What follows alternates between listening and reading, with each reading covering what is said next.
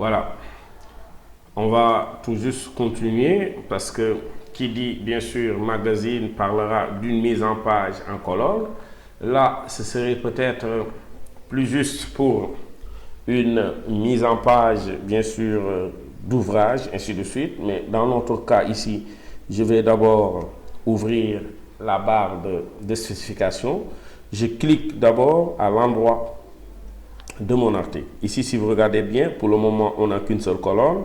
Je décide ici de le diviser directement en cliquant par là sur deux colonnes. Maintenant, j'ai l'habitude de le dire, si on a des articles qui ne remplissent pas toute la page et qu'on doit avoir un autre article qui suit tout juste derrière, ne serait-ce que pour une meilleur équilibre des éléments. Ici, souvent, on le voit, les débutants, comme ils ont appris les colonnes, ils veulent le diviser en 3 colonnes. C'est vrai que ce n'est pas une faute en soi, mais la règle aurait aimé qu'on le fasse sur 2 colonnes pour ne serait-ce que garder, accompagner l'œil dans la mise en page. D'autant plus que sur le premier article, c'est comme ça qu'on l'avait. Là, sur le deuxième article aussi, si on le faisait, ce ne serait pas du tout mal. Donc là aussi, quelque chose que je tenais à partager. Là, si vous voyez bien, je vais amener, là, je vais effacer ça parce que ça ne me sert à rien. Je vais amener l'image, une image. Donc là, je trace ma partie image ici, hop. Et là, si vous regardez bien, contrairement à peut-être ceux qui ont l'habitude de voir InDesign ou bien un autre logiciel de mise en page, l'image par défaut est directement habillée dans Quark Express.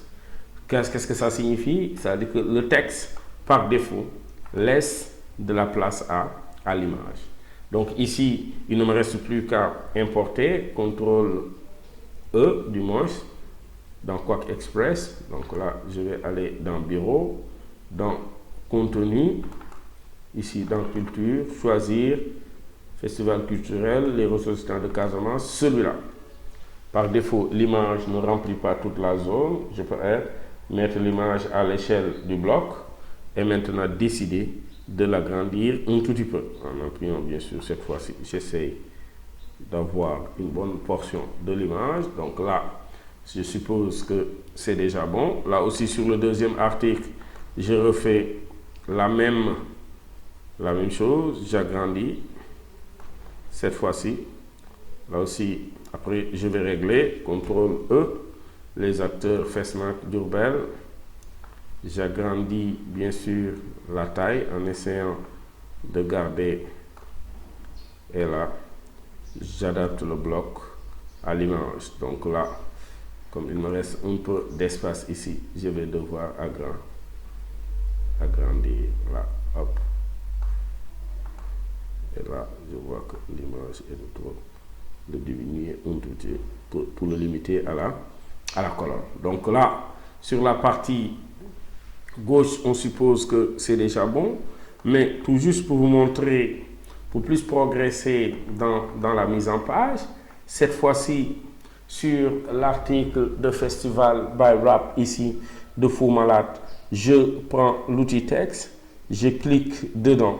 Cette fois-ci, je décide de mettre une couleur de fond. Ça nous arrive souvent, les gens, je ne sais pas, parce qu'ils aiment les couleurs, ils vont nous mettre, par exemple, une couleur du genre. Tout juste, on va en profiter, nous, pour diminuer l'opacité et de rendre un tout petit peu peut-être plus rose, comme ça, vers peut-être entre 10 et 15.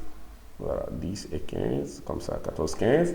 Donc ici, la règle voudrait que si dans la mise en page, vous avez décidé d'avoir un bloc de type couleur, il faudra maintenant forcément ajouter ce qu'on appelle des marges internes. Sinon, ici, en termes d'intégration, on va toujours la considérer comme une faute. C'est comme aujourd'hui dans un bloc de type carré couleur, que ce soit sur les affiches, que ce soit dans Photoshop, dans Illustrator, s'il doit contenir du texte, le texte doit laisser des marges. Donc là, comment le faire? On est dans le bloc, là, dans, comment on l'appelle encore? Dans texte, il y a ce qu'on appelle les retraits multiples. Ici, s'il n'est pas coché, c'est tout qui bouge en même temps. Par exemple, là, je pouvais décider, là, peut-être 6, 7.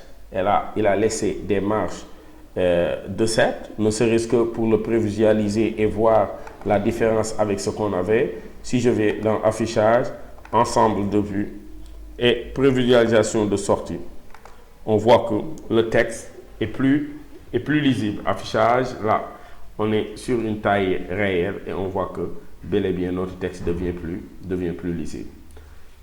Maintenant, toujours par rapport à la culture, il me reste qu'un seul, celui-là.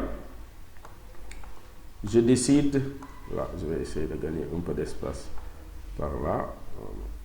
Celui-là, attention, pas trop. Voilà, là aussi, je l'agrandis. Voilà. Puisqu'on avait un élément de type couleur. Là, je décide de le diviser là aussi en 2 colonnes pour voir ce que ça me donne. Voilà.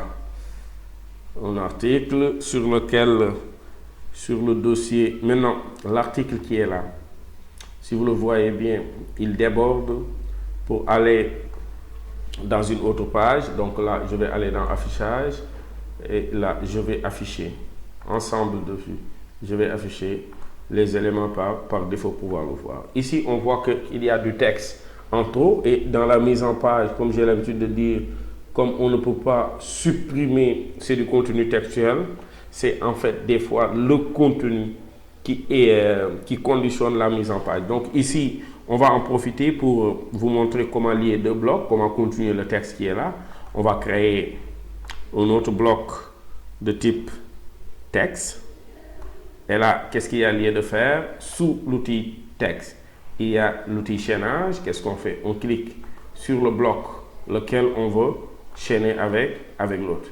Donc ici, il ne me reste que la signature et l'image en tant que telle. Donc là, forcément, s'il n'y avait que la signature, j'aurais fait l'effort au moins de diminuer à peu près la taille. Donc ici, si vous regardez bien, je trace mon bloc de type image et je vais importer l'image de l'UNESCO. De même que sur même l'article aussi de Fou Malade, je serai obligé là-bas aussi d'y mettre son image. Par exemple là, hop, de tracer. Peut-être là comme ça, à cette taille, hop, CTRL E, de prendre la photo de Fou Malade et pourquoi pas ne pas faire clic droit et adapter. Adapter le bloc au contenu de l'image. Hop.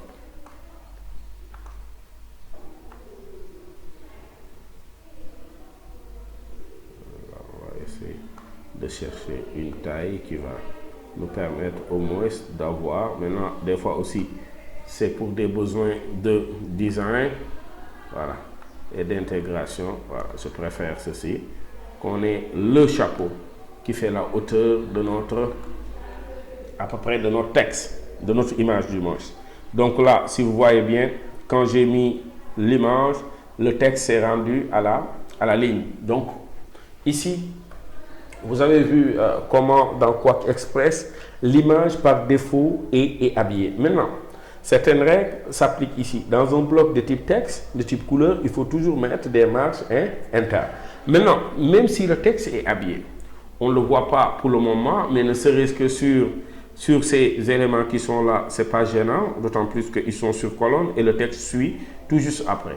Mais sur celui de Fou Malade, là aussi en termes d'intégration, il est interdit d'avoir du texte qui touche l'image. Donc ce qu'il faudra faire ici, il faudra venir dans les options d'habillage et là c'est surtout par rapport à cette image, par rapport à la droite, mettre un peu d'espace pour que le texte soit plus lisible. Donc là, si vous regardez, on vient bien sûr de terminer notre mise en page sur bien sûr Quack Express.